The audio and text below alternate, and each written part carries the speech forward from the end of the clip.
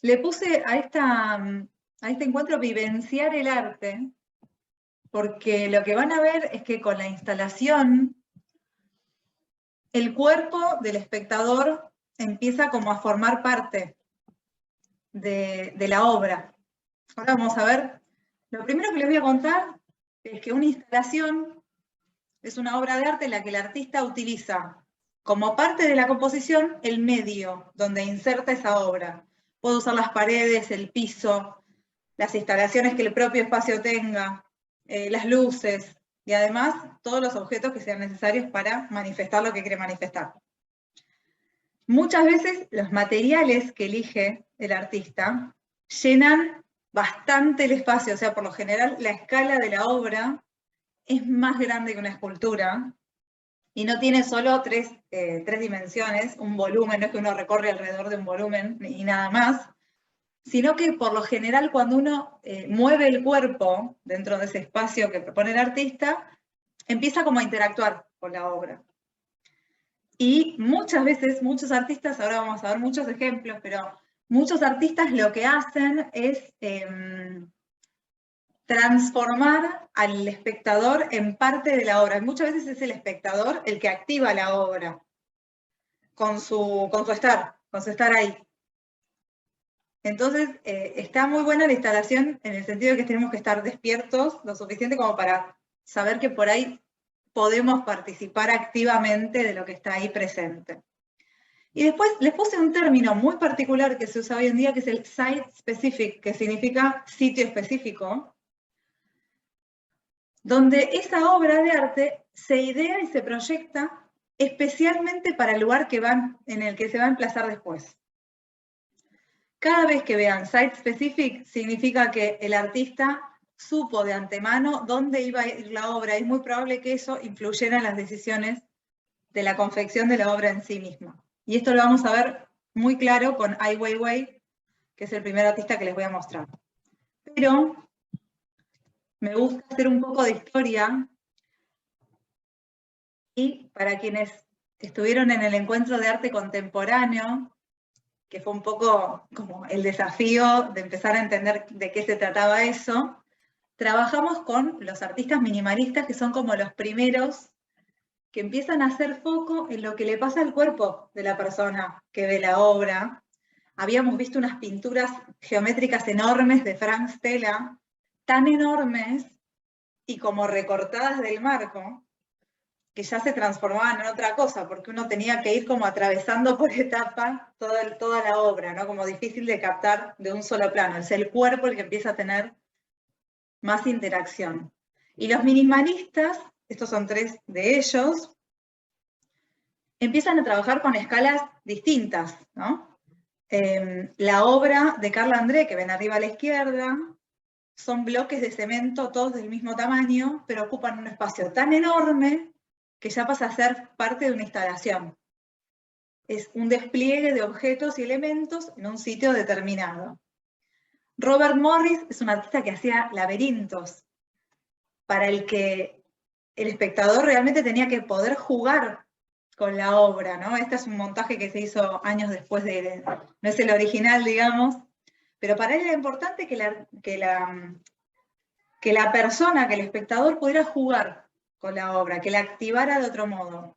Y lo que ven abajo a la izquierda son obras de Richard Serra, que él trabaja con un tipo de metal muy especial que al pasar el tiempo se va poniendo de ese color, y son estas estructuras gigantes que tienen siempre alguna inclinación, entonces realmente la inestabilidad que genera la figura en sí misma también le genera al espectador un cierto nervio, ¿no? Esto de, ¿se me va a caer encima o qué va a pasar con estos elementos? Son gigantes estas obras. Y esto es como los primeros inicios de la instalación. También va a haber dos movimientos muy importantes. Uno va a ser el arte povera en Italia, donde los artistas van a trabajar con elementos orgánicos. Por ahí van a poner elementos que a lo largo del tiempo se pudran, y eso también va a formar parte de la obra.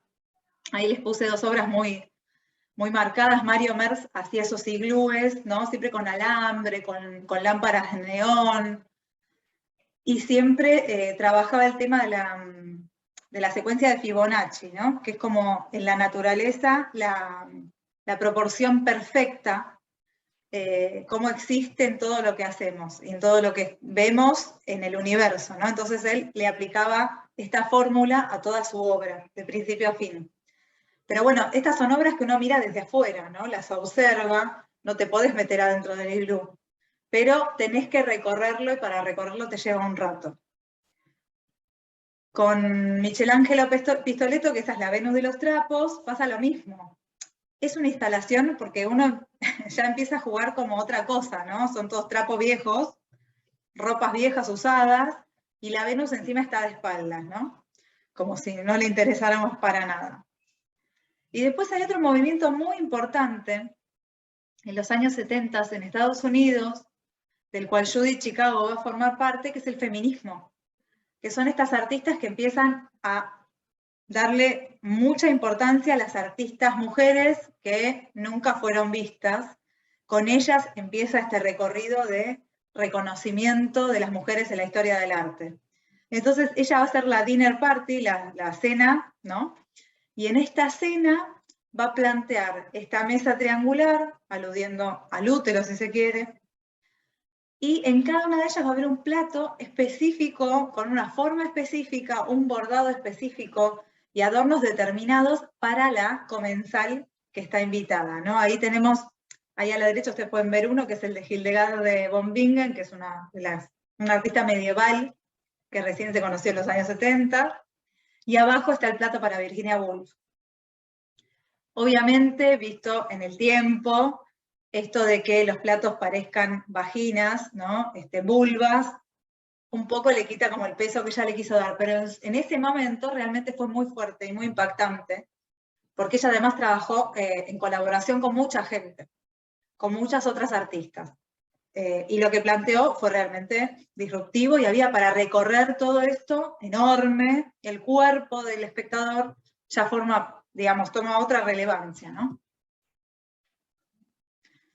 Y lo mismo, vamos a tener ejemplos de instalaciones para vivenciar desde afuera, en las que nosotros no es que tocamos un botón y pasa algo, pero sí donde automáticamente nuestro cuerpo empieza a pensar en las escalas, ¿no? Fíjense, arriba a la izquierda tiene una obra de Sol Lewitt, que son tubos de neón de colores, donde vemos a una persona recorriendo. Para recorrer todo ese espacio hay que caminar un rato largo, ¿no?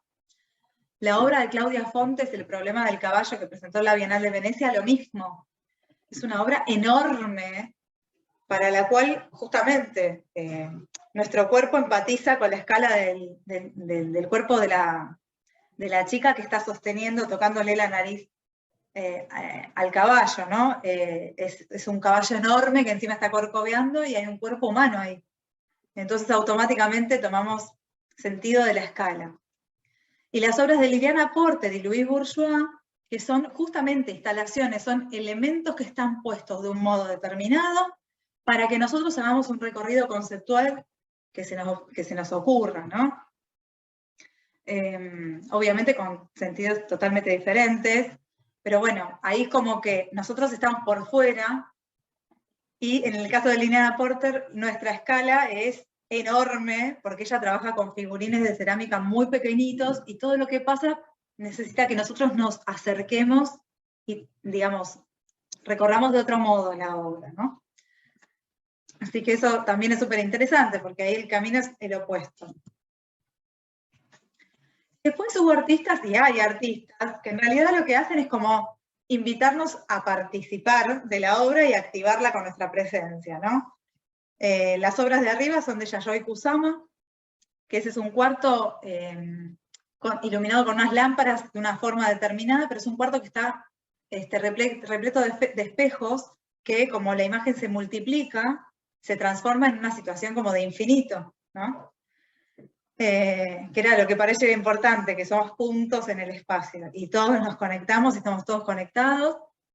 Mireya Baglietto y sus nubes, ¿no? Estas situaciones núbicas, en las que invitaba a la gente que se sacara los zapatos y caminara por encima de esas grandes nubes. Y Marta Minujín con su galería de colchones, donde uno se puede tirar y revolcar. Ella decía, revuélquese y viva. y justamente es participativo, es una instalación que si no hay nadie adentro no tiene sentido, ¿no? Abajo a la izquierda pueden ver la home de Niki de Saint-Phal, que fue una obra efímera, o sea, duró un tiempo determinado y que fue justamente diseñada para el hall de entrada del Museo de Arte Contemporáneo de Estocolmo. Duró un tiempo determinado y la obra desapareció. Eso también pasa muchas veces con las instalaciones, ¿no? Que son obras que están pensadas para un momento determinado, para una muestra, para un periodo determinado, y después se sacan. Y abajo a la derecha, la obra de Jorge Macchi, Still Song, perdón, en la que, bueno, uno puede entrar a ese cuarto y no entiende muy bien por qué de la bola de espejos, en vez de salir luces, hay agujeros o disparos, o no sabemos qué son, sobre las paredes, pero el cuerpo se mete adentro de la obra, ¿sí? Y este es James Turrell, que hace lo mismo, pero con elementos muy, muy básicos, un poco al estilo de Yayoi Kusama, pero con una gran maestría, donde lo que él hace es una ventana al cielo, dentro de un cuarto, y él juega con la iluminación, con los colores de la iluminación del cuarto, para generar ambientes, ¿no? Entonces, esto es una instalación donde es como fundamental también quedarse, ¿sí? La obra de James Turrell nos invita a quedarnos, a vivenciar qué pasa y qué nos pasa también emocionalmente. Así que fíjense que hay juego y también hay poesía, ¿no? Hay una búsqueda de generar una vivencia para cada persona. Y hay algunos artistas que con sus instalaciones lo que quieren es molestarnos. Una de ellas es Tracy Emin, que es una artista inglesa, muy trash, o sea, todo lo que ella muestra es muy sórdido porque su mundo es un poco así. Y eso se llama Mi Cama y ganó un premio. Es justamente la cama como quedó después de que ella rompió con un novio, se deprimió, tuvo sexo con tipos desconocidos, fumó, se drogó, todo lo que pasó arriba de esa cama, y así esa cama como estaba, fue a la Galería de Arte. Y eso es una instalación, porque efectivamente nosotros vemos una cama, no sé, es como un lugar súper íntimo, ¿no? Sacado a la galería ya cobra otro sentido. Y Mauricio Catelán con esta serie de caballos, que son caballos, dice, embalsamados reales, ¿no? En los que, bueno, nunca está queriendo decirnos nada en particular, por lo cual cada uno saca su propia conclusión, pero bueno, es un artista que se maneja mucho con el humor, es muy ácido, muy irónico, entonces esto viene un poco a movilizar y a molestar. Y acá una obra de Christian Moltans, que es un artista maravilloso, si pueden vayan a verlo, que también tiene una vertiente más pobre, si se quiere, con esto de reutilizar algunos elementos, y tiene obra muy poética, muy increíble, que tiene que ver con fotografía, que es muy hermosa realmente. Pero justamente, él va a decir una frase que para mí es bastante real, que es que el artista es el que provoca emociones. Estamos en el arte para sentir algo, ¿sí? Para vibrar. Fíjense en el recorrido que hicimos recién, y vayan tratando de detectar qué tipo de instalaciones a la que ustedes se acercarían, ¿no? ¿Quieren jugar? ¿Quieren que les pase algo por dentro? ¿Quieren vibrar emocionalmente con eso? ¿Se quieren enojar? ¿Qué es lo que realmente los estimula más, ¿no? Eso me parece interesante. Y el primer artista que vamos a ver hoy es un artista que yo realmente amo, no puedo evitar decir esto. Es un artista chino y que tuvo una retrospectiva muy, muy linda en Fundación Pro hace algunos años, con algunos de ustedes la pudimos ver. Él es hijo de un poeta chino que siempre tuvo temas con el gobierno, y Ai Weiwei no va a ser la excepción. Es un artista que siempre cuestionó al gobierno chino, sobre todo en el plano de lo que es la democracia y los derechos humanos. Es un artista que se fue a Estados Unidos a ver de qué se trataba el mundo del arte, y se ganó la vida pintando retratos en la calle. Y después estuvo conectado con el mundo del arte conceptual y hacía ready-made, que son esas obras ya hechas, que es conectar dos elementos ya realizados en una misma obra y cambiar el concepto, muy al estilo de Duchamp, si se quiere. Y estuvo en contacto también con el mundo del arte minimalista. Entonces él va a tener todo este bagaje de información de lo que sucede en Occidente, y cuando vuelve a China, en el 93, va a formar un grupo de artistas que se van a llamar los Beijing East Village, y va a escribir incluso libros como para darle más importancia a estos artistas. Después se va a mudar al noreste de Pekín, donde va a hacer su primer estudio de diseño. Le interesa a Ai Weiwei mucho el diseño, la arquitectura, además del arte.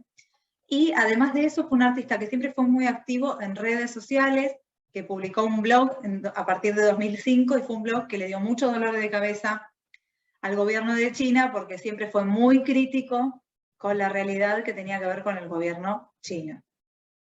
Es un artista que cuestionó y lo dijo siempre a través de su blog. Así que bueno, él va a tener muchas idas y venidas con el gobierno a lo largo del tiempo. Después de esta obra, que es como una obra que en realidad no tiene que ver con la instalación, pero que sí tiene mucho que ver con Ai Weiwei, porque él va a tener varias líneas de trabajo, pero una de ellas va a tener que ver con que China para él representa el choque entre el mundo occidental el mundo occidental que devora a Oriente, ¿no? Es la cultura ancestral, milenaria, china, contra el consumismo capitalista, ¿no? Entonces, acá lo que está haciendo es dejando caer una vasija de una dinastía que reinó del 202 a.C. al 220 después de Cristo, y que fue considerada un momento de auge en la civilización china. Entonces, lo que él quiere hacer en los años 90, justamente, es como protestar frente al gobierno, que lo que buscaba hacer era generar una historiografía nueva, ¿no? Direccionada. Y él dice, Mao nos decía que para construir una nueva civilización había que destruir la vieja.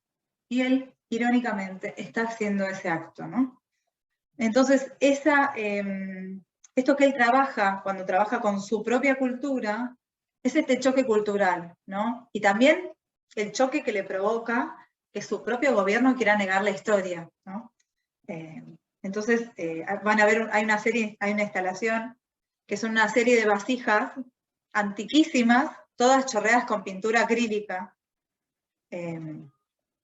Incluso hay una a la que él le pone el logo de Coca-Cola pintado, ¿no? Así que bueno, eso es como un poco para que tengan una base de lo que vamos a hablar de su propia vida a lo largo de la charla, y de lo molesto que es, ¿no? Estas instalaciones, a simple vista, bueno, esto es una serpiente, eso es, no sé, un mural, no se entiende bien. Estas son mochilas. En mayo de 2008, en la provincia de Sichuan, la tierra tiembla durante casi 2 minutos, y el gobierno nunca deja los números oficiales, ¿no? de muertos que quedan, pero quedan niños sepultados bajo escuelas que se derrumban, por ejemplo, ¿no? Entonces, Ai Weiwei, ante los esfuerzos del gobierno de tratar de tapar la cantidad de gente que se había muerto, formó un grupo de 100 personas, donde empezaron a pedir fechas de nacimiento, nombres, escuelas a los que iban los niños, a las familias que habían quedado sobrevivientes, ¿no? Y terminan de entender, por lo menos esta es la investigación que ellos hacen, que 5.219 personas habían muerto en ese terremoto. Esta información oculta por el gobierno, después va a volver a él una y otra vez, ¿no? En la obra de la derecha lo que ven son 9.000 mochilas escolares, y es una frase que dice, ella vivió felizmente durante 7 años, que es una frase que le dice una mamá de una niña que muere en el terremoto. La serpiente también forma parte de este concepto, y también esta obra que se llama Straight, derecho, donde lo que él hace es rescatar 90 toneladas de barras de refuerzo de acero, que no estaban así de derechas, pero artesanalmente las ponen derechas para mostrarlas todas juntas, ¿no? Y quizás ver todo esto, todo junto, demuestra como la cantidad de material que no sirvió para nada, ¿no? por toda la gente que se murió. Es muy triste. Lo que va a pasar con Ai Weiwei es que él va a querer ir a testimoniar a favor de un becario que investiga cómo fueron construidas, o la mala calidad con la que estaban construidas justamente las escuelas que se derrumban tras el terremoto, ¿no? Él trata de ir a testimoniar y la policía lo golpea, esto pasa en 2009, y le provocan una hemorragia interna, por lo cual lo tienen que operar de emergencia del cerebro en Múnich. Así es la historia de Ai Weiwei a lo largo del tiempo. Él se va a recuperar de esa cirugía y va a realizar en 2010 esta obra que es bellísima, se llama Semillas de Girasol. Lo que ustedes pueden ver ahí a la izquierda es la instalación en la Tate en Inglaterra, y ahí en la Tate se habilitó a la gente a que pudiera transitar por encima de las semillas. Son 100 millones de semillas de girasol realizadas a mano, son de cerámica, son de porcelana china, realizadas en una provincia en particular. Él emplea a toda la provincia para realizar esta obra, y ahí los ven justamente trabajando abajo a la derecha y a la izquierda, pintando una por una, así que son 100 millones de semillas totalmente distintas una de la otra, ¿no? Y un poco esto tiene que ver con Mao, por ejemplo, que él decía que era el sol y que el pueblo, los ciudadanos eran girasoles, ¿no? Que lo tenían que tener como su guía. Y también de alguna manera denota la nostalgia de Ai Weiwei por la juventud en Beijing, donde se vendían estas semillas que eran como un clásico, ¿no? Lo mismo va a pasar con las bicicletas por siempre, que ven ahí a la izquierda. Esa es la instalación en la puerta de Proa, de Fundación Proa, hace algunos años. Son 1.254 bicicletas, y esta instalación medía 16 metros por 9. Era impactante, porque uno lo ve desde afuera, y por cómo están ubicadas, genera una sensación de movimiento la obra. Y son bicicletas todas iguales, como montadas una encima de la otra. Esta obra, según donde sea, lo mismo pasa con Semillas de Girasol y con Hejie, que son los cangrejos. Estas obras, según el lugar al que vayan, adoptan formas nuevas. Así que eso también es muy interesante de las instalaciones de Ai Weiwei, que están como reformuladas o repensadas para habitar espacios nuevos. Y esta de los cangrejos tiene que ver con una cena que él realiza antes de que le derrumben su estudio en Shanghái, por violaciones de código. Eso es lo que dice el gobierno. Y a su vez, esto lo descubrí ahora hace poquito, porque digo, ¿por qué cangrejos? Son todos cangrejos de porcelana. Son 2.000 cangrejos de porcelana, hechos uno por uno, imagínense, es una belleza esta obra. Cangrejos le dicen, es el slang, o sea, el modismo para decirle a los censores en internet, a los que te hacen censura, ¿no? Que es algo que Ai Weiwei vivencia desde siempre, desde que tiene abierto su blog. Así que bueno, para que tengan una idea, a él le hacen un ataque por Google, que se llamó Operación Aurora. Fíjense en lo que estaba el gobierno chino, ¿no? Y le hackean 2 cuentas que él usaba. Le investigan sus cuentas bancarias, después lo detienen en 2011, supuestamente por crímenes no especificados. Y esta vez que lo detienen, lo tienen encerrado por 3 meses y no se sabe dónde está Ai Weiwei. Lo que provoca esto es que todas las instituciones culturales, las ONG, porque él es un artista que además es un activista, ¿no? Muchas instituciones empiezan a pedir su liberación, y los museos del mundo que tienen obra de él la muestran, sacan la obra para preguntar dónde está Ai Weiwei. Él va a estar 3 meses encerrado por supuesta evasión de impuestos. Y de eso va a surgir esta serie de dioramas, que son maquetas, que se llaman Sacred, donde va a haber justamente 6 escenas que van a ser cena, acusadores, limpieza, ritual, entropía y duda, y donde él muestra gráficamente cómo vivenció esos 3 meses, ¿no? Donde nunca lo dejaron solo. Miren, se bañaba con los tipos mirándolo, ¿no? Con los policías. Fue intimidado y golpeado, y durante todo ese tiempo desapareció. Acá en una nota dice, el Ministerio de Relaciones Exteriores de China insistió en que la detención de Wei Wei, que se produjo en medio de uno de los más grandes ataques contra activistas en años, no tenía nada que ver con los derechos humanos o la libertad de expresión. Así uno veía las escenas poniendo el ojo, así que fíjense, esto es una instalación, pero como secreta o privada, si se quiere, o de voyeurs, ¿no? Es como que nosotros vemos, como si estuviéramos por fuera de la escena, esta situación tan fuerte que él vive.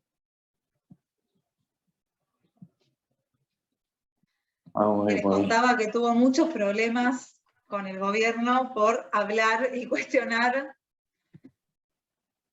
Y hay una línea de trabajo que él va a tener, que va a ser como su obsesión, no solo para el arte, sino también, bueno, él usa el arte para denunciar situaciones que suceden en el mundo, ¿no? Que después, si quieren, podemos debatir hasta qué punto con una obra de arte puede pasar algo. Pero bueno, lo que está bueno es que es muy impactante, o sea, lo visibiliza de una forma bastante impactante. Entonces es difícil que uno no se pregunte de qué se trata la obra, ¿no? Y estos chalecos que va a colgar en el Concert House de Berlín, que encima fue un lugar que fue construido por Hitler o para Hitler. Y él va a poner ahí todos estos chalecos, que son los chalecos que usaban los refugiados. Son chalecos encontrados en la isla de Lesbos, en Grecia. Entonces, según Ai Weiwei, cada chaleco salvavidas simboliza la vida de un individuo para quien llegar a Lesbos suponía solo el principio de una nueva vida, ¿no? O buscar, haber abandonado el hogar para buscar un nuevo lugar, ¿no? Él, de hecho, sus cabezas de zodíaco en Praga las va a cubrir de las mantas térmicas doradas que se usan para cobijar a la persona que está llegando, ¿no? Justamente para exponer de nuevo esto que es lo que le pasa a la gente que se moviliza de un lugar a otro, buscando refugio. E incluso va a cerrar una muestra en Copenhague en protesta por las nuevas leyes de asilo danesas que no permitían refugiados. Esa obra que ven ahí abajo a la derecha, acá en proa tuvo una versión un poco más pequeña, pero originalmente es un bote de 60 metros de largo, donde hay 300 personas adentro. Son personas a las que no se le ve la cara, ¿no? Son solo figuras humanas, y todo está realizado con el caucho que proviene de una fábrica, que es la fábrica que hace los botes, de los cuales los refugiados se transportan de un lugar a otro. La verdad es que ver esto, por lo menos en proa, pasaba que el bote ocupaba todo un piso, y era muy apabullante y muy fuerte, y además iba acompañado con un video que al final supimos que era un pedacito de lo que fue su documental llamado Human Flow, Marea Humana, donde él trata este tema. Justamente lo trata a partir del interés humanitario y del arte, ¿no? O sea, como un artista. Entonces, hasta donde llega, bueno, ayudará o no, pero forma parte un poco de su preocupación. Acá se hace retratar por su amigo Rohit Chawla, en la orilla justamente de la isla de Lesbos, de la playa de Lesbos, emulando esa foto que se hizo viral, que fue tremenda, de Aylan, que era un niño sirio que murió ahogado, y no llegó a empezar esa nueva vida que, bueno, que estaban deseando, ¿no? Es impactante la obra de él y habla de problemas humanos. Nosotros estamos por fuera de la obra, o sea, nosotros no activamos la obra, pero es una obra que siempre está queriendo decir más. Entonces, en este caso, vieron que a veces pasa que uno dice, bueno, no sé de qué se trata, y entonces, si uno deja pasar la posibilidad de entender un poquito sobre los temas que trabaja el artista, ya se puede perder por ahí el impacto humano que tiene su obra, ¿no? Pero bueno, Ai Weiwei trabaja así, trabaja a gran escala, sus instalaciones son impactantes y son fuertes porque hablan de cosas que él no quiere que se dejen de ver, que se dejen de mirar. Iba a decir, mi definición de arte siempre ha sido la misma. Se trata de la libertad de expresión, una nueva forma de comunicación. Nunca se trata de exponer en museos o de colgarlo en la pared. El arte debe vivir en el corazón de la gente. Pasaba un poco eso, ya les digo, porque después de la muestra de Fundación Proa, como que no salimos, uno no sale relajado, uno sale como queriendo incluso escapar, ¿no? Así que él tiene ese poder de comunicar con una obra muy, muy, muy impactante. Katharina Gross es una artista alemana que, bueno, nace en el 61 y es una artista que se va a formar en academias, en Düsseldorf. Ella va a trabajar primero con pinturas monocromáticas, o sea, de un solo color, con mucha sencillez, ¿no? Minimalista, si se quiere también lo mismo. Y poco a poco va a empezar a usar colores como de más potencia, que es un poco la forma de pintura que después vamos a conocer en ella, con estas pinceladas muy marcadas. Y a principios de los 90 va a empezar a trabajar en sus intervenciones murales, que es lo que de ahí se va a desprender lo que conocemos de ella, que son las instalaciones. Ella cuenta que desde que era chiquitita le interesaban las escalas grandes, y que por ahí juntaba hojitas y las pegaba para hacer una hoja mucho más grande para pintar, ¿no? Que eso está bueno porque, bueno, un poco realiza el sueño de niña. En el 98 va a realizar esta obra en Berna, donde va a trabajar con aerógrafo. Yo no les muestro las pinturas porque para mí las pinturas, por muy radicales que sean, no dejan de ser pinturas sobre lienzo, ¿no? Entonces, además no es con lo que resueno para este encuentro, pero sí con esta obra que parece muy sencilla, está realizada con aerógrafo, y ese es el elemento que ella va a empezar a utilizar. Lo interesante de esta herramienta es que le permite pintar al mismo tiempo que sus ojos ven lo que está pasando, ¿no? Y eso lo puede hacer a gran escala justamente porque el aerógrafo ocupa más lugar que un pincel. Y a su vez uno tiene menos control. Entonces todos esos elementos van a hacer que ella empiece a usar este método. Ahí a la derecha, a propósito, les puse la imagen de ella pintando. Y lo que va a pasar es que la obra se va a desprender de la tela y va a empezar a ocupar el espacio específicamente. Sus obras son sitio específico, o sea, están pensadas para un sitio específico, y de hecho ella trabaja en el espacio por días previos antes de mostrar la obra, justamente, y la arma y la conceptualiza y la boceta para ese lugar específicamente. Así que lo que ella va a hacer son instalaciones site-specific. Y ella va a decir cosas muy interesantes. En general, yo fui sacando cosas que encontré en entrevistas, y va a decir, la belleza es una forma muy interesante de inteligencia que contribuye a nuestra habilidad de dar sentido a la vida. Estoy muy de acuerdo con eso. Lo bello no es necesariamente lo placentero a nivel visual. Por eso pienso que el color es tan importante, porque te llega inmediatamente, porque se mete en tus sentidos antes de que te des cuenta de que estás lidiando con eso.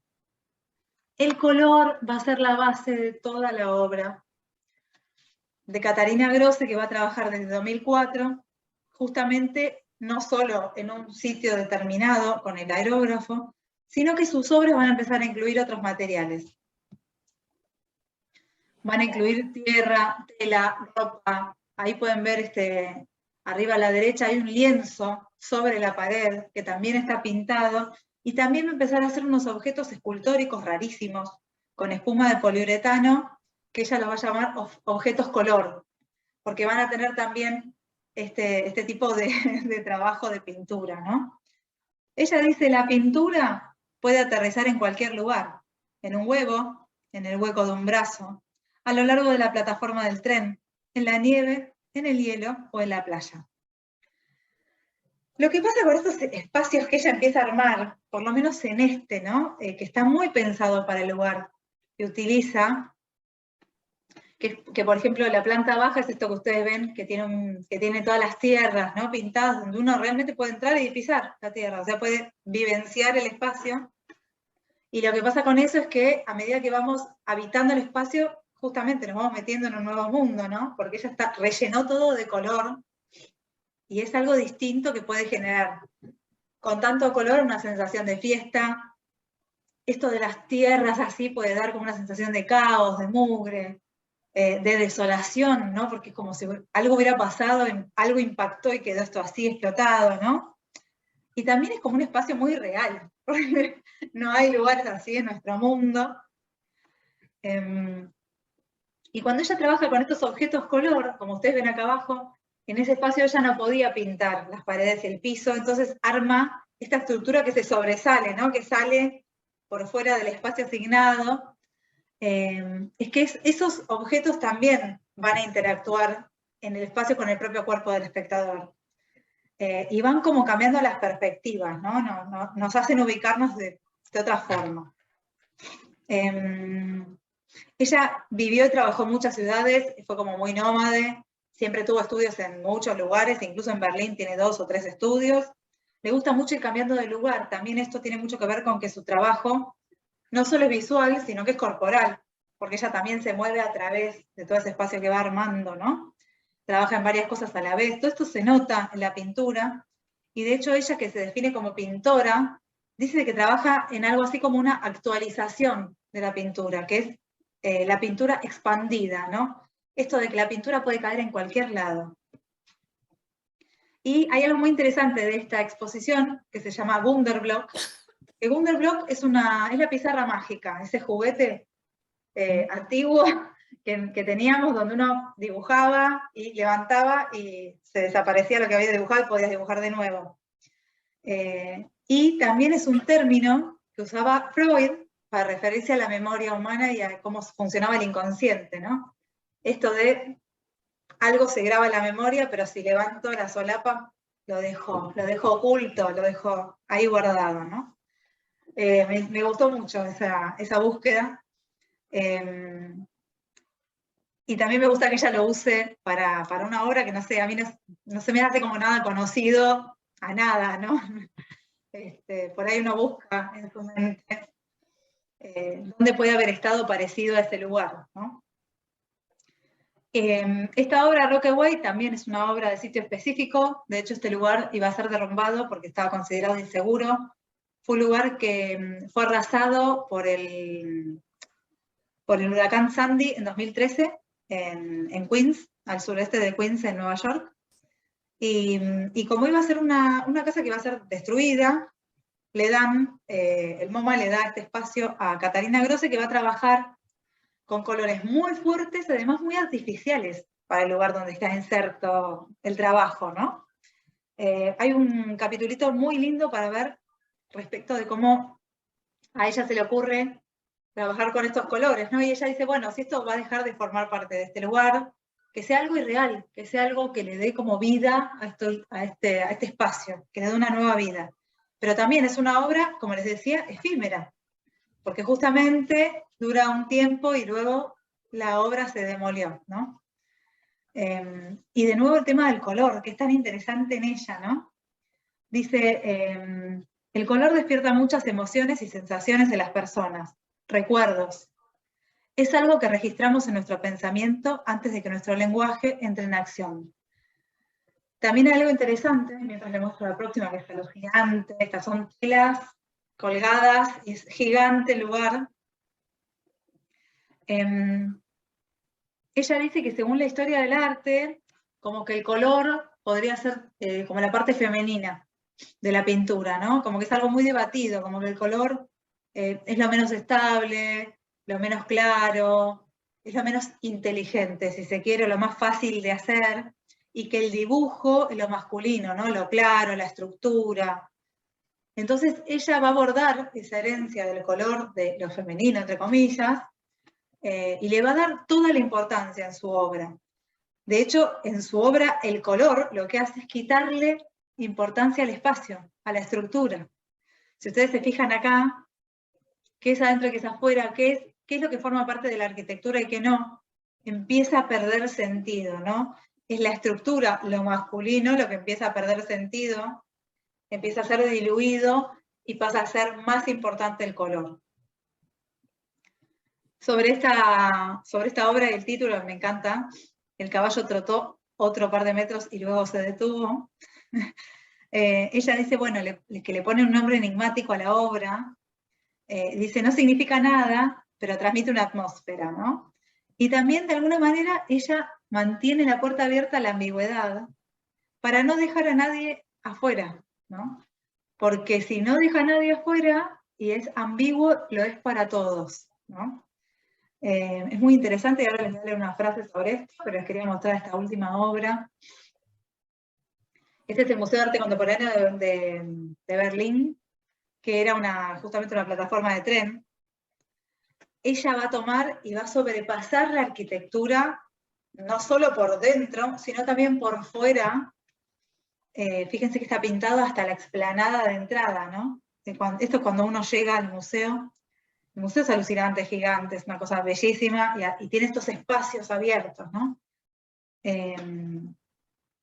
Entonces, lo que pasa acá, encima con estas figuras de poliuretano, si ustedes ponen "No fuimos nosotros, Catalina Grosse", en Google van a ver un montón de fotos, y también hay gente que recorre el espacio filmando, y es alucinante porque las figuras de poliuretano, cuando uno las aborda, o sea, va caminando al lado de ellas, entre el juego de color de las líneas que no corresponden, se borra todas las perspectivas, ¿no? Y se generan nuevas perspectivas, nuevos espacios.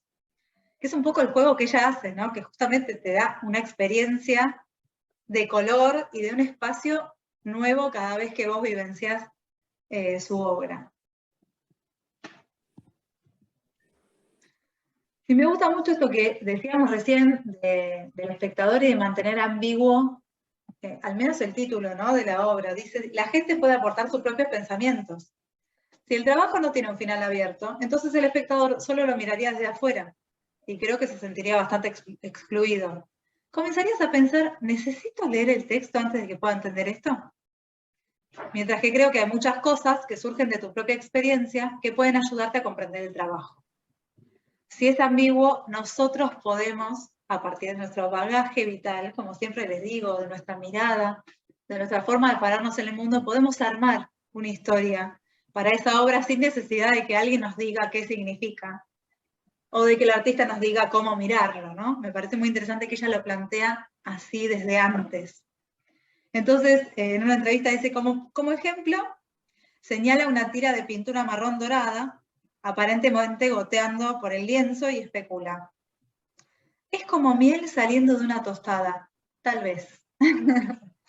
Me gusta mucho que el artista valide que es la persona para quien está armando la obra también, que es la persona a la que le va a aportar un sentido. Y eso está bien, ¿no? Sobre todo si ella está trabajando con el color, que es un elemento que nos transmite, nos lleva directamente a un lugar. Todos conectamos con el color de algún modo. Entonces me parece muy interesante la obra de esta pintora con sus instalaciones, ¿no? No sé si alguna vez vamos a tener la posibilidad de verla en vivo, pero si así fuera, saber que hay que ir despojados a vivenciar el color y ver a dónde nos lleva cada uno de nosotros.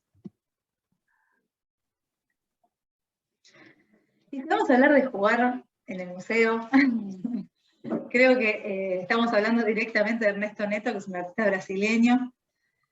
Y él trabaja muchos conceptos muy interesantes en su obra. Son todos conceptos muy vitales, muy, muy hermosos, muy bellos, muy poéticos y también muy esperanzadores. Él trabaja mucho el tema del equilibrio. El equilibrio entre un objeto y otro, el equilibrio entre mi cuerpo y ese objeto, el equilibrio entre la humanidad y el medio ambiente, y el equilibrio de nuestro mundo con el cosmos, ¿no? Siempre le está poniendo en equilibrio cosas de diferentes escalas que no tienen por qué ser disonantes unas de otras. Él va a trabajar siguiendo la línea de los artistas de mediados del siglo XX. Hay un movimiento en Río de Janeiro llamado neoconcretismo. Les tiro algunos nombres que son increíbles. Ligia Clark, Elio Oiticica, Ligia Pape, son artistas que de alguna manera usaron lo que hacían los concretos como Mondrian y lo rompían con el lenguaje de la vida cotidiana y encima fueron trabajando en instalaciones también. Elio Oiticica tiene unas instalaciones súper interesantes donde la vida cotidiana irrumpe, ¿no? Le saca toda esa mística perfecta que tenía Mondrian, por ejemplo. Así que Ernesto Neto va a arrancar ahí, pero él va a hacer obras que no solo que involucran lo corporal, sino que son obras para habitar, para sentir e incluso para oler. Va a trabajar todos los sentidos en su obra. Y lo va a hacer de diferentes maneras, siempre de una forma muy, muy hermosa, también con elementos que tanto como el cuerpo humano son frágiles y delicados, ¿no? Él dice que para él una exposición es un lugar para la poesía. Dice, todo el tiempo recibimos información, pero quiero que aquí se deje de pensar, refugiarse en el arte. Pienso que no pensar es bueno, es respirar directamente de la vida. Es decir, su invitación es a vivenciar el arte con el cuerpo, y eso nos va a llevar a un lugar determinado, ¿no? Esto es estas son la serie de naves. Él tiene toda una serie de naves, esta es una de las primeras, Navedenga, una de las más importantes, que también son telas como de lycra de tul, o sea, muy sutiles, ¿no? Donde, por lo general, los saquitos que ven a los costados que están flotando, digamos, están llenos de especias, de clavo de olor, ¿no? Entonces uno saca los zapatos para entrar y lo que hace ya es como deformar la obra con su propio entrar. Uno está invitado a tocar esos tules, a flotar dentro de eso que parece una nave espacial también, o puede parecer algo orgánico, ¿no? Como que estamos adentro de un órgano vital. Y a su vez, también el sentido del olfato, que también es un sentido que también nos lleva a lugares emocionales muy interesantes, ¿no? Entonces él va a jugar con todos estos elementos, ¿no?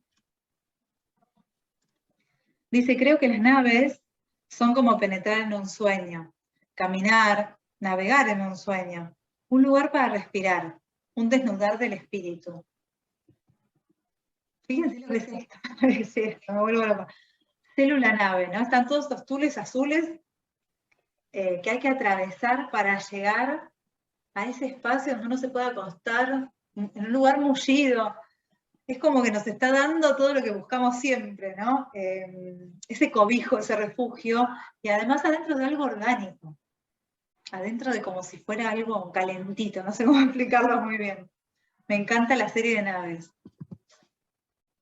Esta es una obra rarísima, que se llama Mientras nada ocurra, que solo está sujeta, como ustedes pueden ver, de una punta, ¿no? Esto también es tul de lycra. Es como que está autobalanceada la obra con todos estos pesitos, y que bueno, mientras nada ocurra, la obra va a estar bien, ¿no? De nuevo, el tema de la fragilidad, de la sutileza, y cada uno de estos bollitos que cuelgan, él los llama cópulas, y son saquitos que tienen pimienta, comino, cúrcuma, jengibre, ¿no? Esto es como una flor floreciendo, ¿no? Nos está dando todo su impacto olorístico de un bombazo. Y a la vez tiene esta fragilidad de la que él siempre habla, ¿no? Estos trajes son los humanoides. Acá, bueno, Arco Centro me encantó. Un poco también lo mismo, ¿no? Nacen de una idea de vestir y de cómo podemos vestirnos de una idea, ¿no? Cómo podemos representar un espíritu, una forma de ser a través de un vestirse, ¿no?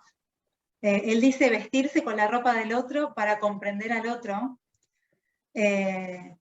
Entonces, él dice, desde la perspectiva indígena, vestirse de fiera, volverse fiera, permite interiorizar la posibilidad de ser otro, y a la vez de encontrarse consigo mismo, ¿no? Somos muchos, muchos, muchos dentro de nosotros, y al mismo tiempo somos nosotros. Así que ahí uno se mete y se transforma en alguien, algo, pero bueno, me pareció muy, muy divertido también, ¿no? Y él va a trabajar con el tema del cuerpo, esto de poner el cuerpo en acción en la obra, de interactuar con la obra a través del cuerpo, de los sentidos, que es como la primera puerta que tiene la belleza para entrar al cuerpo, a la mente o al espíritu es esa, ¿no? La de los sentidos. Primero abordamos el mundo con los sentidos. Los tenemos que tener muy abiertos para estar atentos a esa belleza, ¿no? Y él va a decir sobre el cuerpo. Tenés que pensar a través de tu cuerpo. Es el mediador, es nuestro regalo, ya sea gordo, flaco, moreno, rubio, negro, blanco, fuerte o débil. No importa, mi mente es mi cuerpo. Realmente me gusta crear situaciones, poner a la gente en una especie de situación física inesperada, sacarla de lo cotidiano. Si pudiera hacerlo respirar sin pensar durante 5 minutos, eso sería aún mejor. No es que esté en contra de pensar, pero creo que realmente necesitamos una especie de oasis del pensamiento. O quizás exista un nuevo pensar sin pensar. Tenemos que producir respuestas de manera constante y para muchas cosas. Y hay veces en que necesitamos respirar. La verdad es que lo que él ofrece es una experiencia, una vivencia corporal que todos podemos vivenciar de un modo distinto, pero quiero decir, nos está llevando a jugar, ¿no? Esta instalación que es increíble, es una espiral de 24 metros tejida a crochet. Donde él, bueno, se llama Sol, Fuerza, Océano, Vida, es como si uno estuviera entrando al núcleo del Sol. Sobre esta obra él dice, espero que la experiencia de esta obra se sienta como un canto hecho en agradecimiento a la gigantesca bola de fuego que llamamos Sol. Un gesto de agradecimiento por la energía, la verdad y el poder que comparte con nosotros al tocar nuestra tierra, nuestros océanos y nuestra vida. Es de la naturaleza de la que aprendemos, no cabe ninguna duda al respecto. En ella se encuentra y se resume todo. Estoy seguro de que algún día viviremos en plena armonía con el mundo natural. Todo este recorrido, como ustedes pueden ver a la derecha, cada lugar está lleno de pelotitas de plástico en los pies, ¿no? Y esas pelotas de plástico hacen que uno se tenga que como ir encontrando la estabilidad. Entonces, lo que hace justamente es involucrando a su cuerpo a jugar, ¿no? Que entremos a jugar. Es como una danza, como una meditación alegre, ¿no? Uno está invitado a pasarla bien. Y él va a decir, el juego enseña, jugar es aprender. El arte que recibo y entrego ha sido siempre amado y vivenciado por los niños, que son mucho más libres que nosotros, y saben que no hay nada mejor que jugar y aprender. Necesitamos disolvernos de nosotros mismos, de las imágenes que creamos de nosotros mismos. Vivir es un eterno aprendizaje. Estas son obras de la muestra Soplo, que se realizó en Malva, en 2019-2020. Acá les puse un poquito más. Y donde fíjense que de nuevo, bueno, está la nave, acá en el centro, ¿no? Que uno la activa con su propio cuerpo, entrando y vivenciando. Y después hay obras, como la de abajo a la derecha, donde lo que nos invita es justamente a conectarnos con otros, ¿no? Entonces ahí nos activamos, formamos como una tribu que está disfrutando del mismo juego, ¿no? Me gusta lo que él dice, que dice, hay una noción incorrecta sobre que el cuerpo está separado de la mente. El cuerpo es la vida, canta, sueña, danza, es la gratitud. El cuerpo es amor. Me parece alucinante, y también hay algo muy lindo que rescaté acá, sobre el olfativo, que me llama mucho la atención. Porque más allá de, bueno, el tejido a crochet, todo es suave, ¿no? Como que todo invita a que lo táctil se habilite, a que uno tenga ganas de quedarse ahí, a que uno tenga ganas de acostarse, ¿no? De estar relajados ahí en la obra. La obra nos invita a estar tranquilos, ¿no? Que es todo lo contrario de lo que vivenciamos en los museos generalmente. Le preguntan por el tema del olfato en su trabajo, y él dice, es más una manera de abrazar, de dar abrigo, sentido atmosférico, y también de entrar dentro del otro, de hacer soñar, traer sabor, recibir un paisaje, a fin de cuentas una manera de estar. La idea de estar es muy importante para mí. Todo está siempre en estado de relacionamiento. Nuestra lengua es buena porque separa el yo soy del yo estoy. Me gusta estar trabajando sobre el estar, el estado de acontecimiento. Todo está sucediendo ahora en este momento. El olor nos sitúa firmes y poéticos en este estar aquí ahora, cuando realmente estamos entrando en un estado de sueño. Este es el mejor estado de estar. Este estar es un estado de espiritualidad. Ernesto Neto, el arte es como una herramienta para la reconexión humana, ¿no? Entre sí, con la naturaleza, ¿no? Del mundo, con el cosmos, como decíamos antes. Y el artista es como un chamán, ¿no? Que genera esos vínculos. Y él va a decir, la vida es arte. Y cuando estamos en un estado de arte, todos somos iguales. Me gusta mucho porque justamente lo que hace él es como romper el hielo de que para vivenciar el arte uno tiene que saber cosas cuando en realidad el cuerpo solo ya carga con todo el saber que necesita, ¿no? Por lo menos para disfrutar de su obra. Ok. La última artista que vamos a ver hoy es Chiharu Shiota, es una artista japonesa, y es una artista que también se forma en Kioto, en Bellas Artes, y también va a trabajar, va a seguir su carrera en centros de arte en Alemania. Es una artista que va a ocupar los espacios con hilo. Todo eso que ustedes ven ahí, toda esa maraña negra que ustedes ven, son hilos entrelazados una y otra y otra y otra vez. Ella proviene de la pintura y de hecho va a trabajar con bocetos en dibujos siempre, como que el primer trabajo que ella hace es un boceto dibujado, pero poco a poco va como a llenar el espacio, que los espacios vacíos son como para ella algo para llenar, y lo va a llenar de estas marañas que para nuestros ojos son espacios llenos, dejan de estar vacíos, ¿no? Esta obra se llama Cartas de Agradecimiento. Es una obra que hace en España, creo que es en Barcelona. Ay, después les digo dónde porque no lo anoté encima. Bueno. Pero es una obra participativa en la que ella, en muchas obras, esta artista lo que va a hacer convocar a la gente a que le provea de algún material que tiene que ver con lo que ella quiere contar, ¿no? En cartas de agradecimiento, la convocatoria era que vos escribieras una carta dando las gracias a quien fuera por lo que fuera, incluso si querías, podías no identificar al otro, no había problema, o incluso podías hablarle a una entidad imaginaria, pero la clave era que la carta tuviera que ver con la gratitud, ¿no? Y de alguna manera uno ya escribiendo una carta de agradecimiento y ella llenando el espacio con todo eso, genera una vibra emocional determinada, ¿no?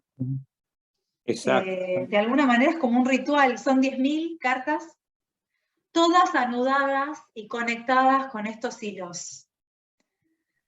Genera una arquitectura con estos hilos y las cartas que toda la gente le manda, y de alguna manera lo conecta con algo muy hermoso, que les voy a contar acá porque yo no tenía ni idea. Tiene mucho que ver con la cultura, con los ritos japoneses. Por ejemplo, los hilos que ella usa recuerdan a un tipo de cuerda de paja de arroz trenzada que se llama shimenawa, y que se usa en algunos rituales de purificación, en algunos santuarios, y a esas cuerdas se les atan en zigzag tiras de papel que tienen ofrendas o deseos, también los oráculos escritos. Y sobre esas tiras de papel dobladas, esas tiras se cuelgan de las ramas de los árboles sagrados, ¿no? Los destinatarios son los kami, o las deidades de la mitología japonesa que uno elija, ¿no? Justamente para ahuyentar la desgracia o para hacer algún pedido en particular. Entonces, toda esta trama ritual que arranca por uno tomar un papel y ahí volcar una emoción, que en este caso de agradecimiento, pero si fuera en el caso del rito japonés, un pedido, un deseo, algo que se vuelca de adentro para afuera, ¿no? Y mostrado así es como un poco lo que ella busca, que es que el universo personal se transforme en el universo exterior, se transforme en algo que se pueda hacer tangible, que se pueda ver. Es como un movimiento interno que se transforma en una arquitectura directamente, ¿no? Entonces esto fue como una propuesta de ritual, si se quiere. Me parece bellísima la idea. Y después cuando ella trabaje con el hilo rojo va a pasar lo mismo, porque el hilo rojo, hay una leyenda que cuenta que hay 2 personas en el mundo, donde sea que están atadas por un hilo invisible, y que ese hilo los va a unir a lo largo de toda la vida, así ellos se encuentren o no, ¿no? Y el hilo rojo tiene este peso, esta carga, y acá de nuevo ella pide a las personas que le manden un solo zapato viejo, que le anuden a ese zapato un papelito donde cuenten la historia de ese zapato, ¿no? De alguna manera como que es como revalorizar la vida de los objetos, ¿no? Y esos objetos están conectados, son personas en realidad las que están por detrás de esos elementos.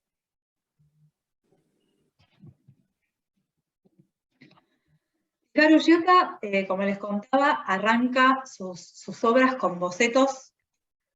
Ella dice, en vez de escribir para expresar mis inquietudes, yo dibujo, y los dibuja sobre papel, o sea, es bien analógica en su proceso, y el objetivo de su trabajo es justamente darle tridimensionalidad, volumen a ese dibujo, ¿no?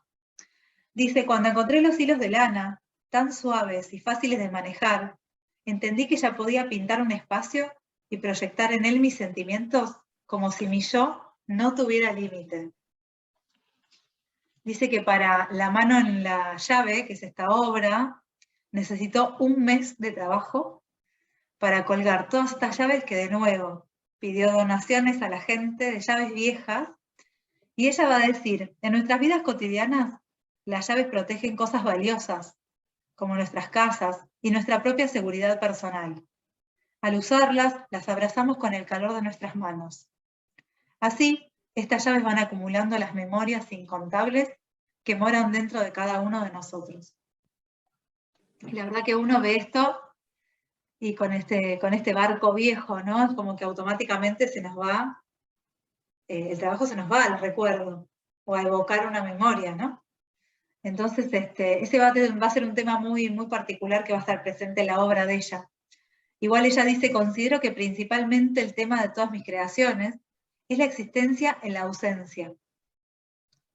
Entiendo que la huella de una persona está siempre presente a la hora de pensar en el recuerdo. Y doy forma a estos temas a través de objetos de la vida diaria. Por eso yo voy a usar ropa, zapatos, llaves, las cartas, muebles, ¿no? Como que esa cartografía de elementos cotidianos están atrapados por los hilos de la memoria. Y acá lo que ella va a usar son valijas, ¿no? Buscando destino, se llama la obra, re fuerte, son valijas que están como flotando en el espacio, ¿no? Justamente sin saber a dónde ir.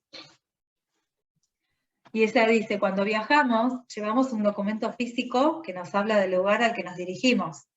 Pero son muchos e inesperados los obstáculos que pueden presentarse. No podemos controlar los imprevistos, que son los que en realidad van dando forma a nuestro destino. Por eso utilizo aquí las maletas, porque nos acompañan, van y vienen listas para partir, aunque nunca sabemos exactamente a dónde vamos en el camino que es nuestra vida. Y todo lo que tiene que ver con el recuerdo, ¿no? Ella dice el recuerdo es una característica humana. También habla de los sueños, ¿no? Todo tiene mucho que ver con la memoria. Esta obra directamente se llama Contando Memorias. En estas mesitas comunes, ella apoya unas preguntas para que justamente uno conecte con la evocación de los recuerdos y los anote, ¿no? Por debajo de esta maraña de hilos con números que explotan, ¿no? Ella dice, nuestra historia se recopila a través de números. Muchas personas se definen a sí mismas con números, y es un concepto compartido en el tiempo. Lo que busca Chiharu Shiota con sus obras es como crear un ambiente que catalice una emoción, ¿no? Que nos despierte una emoción, que nos haga ir hacia algún lugar de nuestra vida, ¿no? A partir de la contemplación, pero también con algunos elementos de activación como en esta obra, ¿no? Que al participar ya vamos a estar justamente contando memorias, de alguna manera.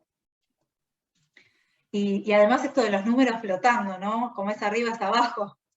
Ese concepto, ese aforismo hermético tan utilizado hoy en día. Y bueno, ella va a decir, creo que todos tenemos un universo interior y quiero conectar ese universo con el universo exterior, de nuevo. Sacar una emoción de adentro para ponerla en la obra, ¿no? Eso es lo que ella busca. Y va a decir, la conexión es parte de nuestra existencia. No podemos existir sin sentirnos conectados con alguien o algo. Usar hilo es algo que me permite explorar el tiempo como si fuera la línea de un cuadro. Miles de hilos configuran una superficie, y con ellos creo lugares casi ilimitados, que gradualmente se expanden como el universo. De nuevo, son obras site-specific, ella trabaja en el espacio que después va a ocupar la obra, para expandir ese mundo, ese universo interior y generar un nuevo espacio para los que vamos a habitar la obra.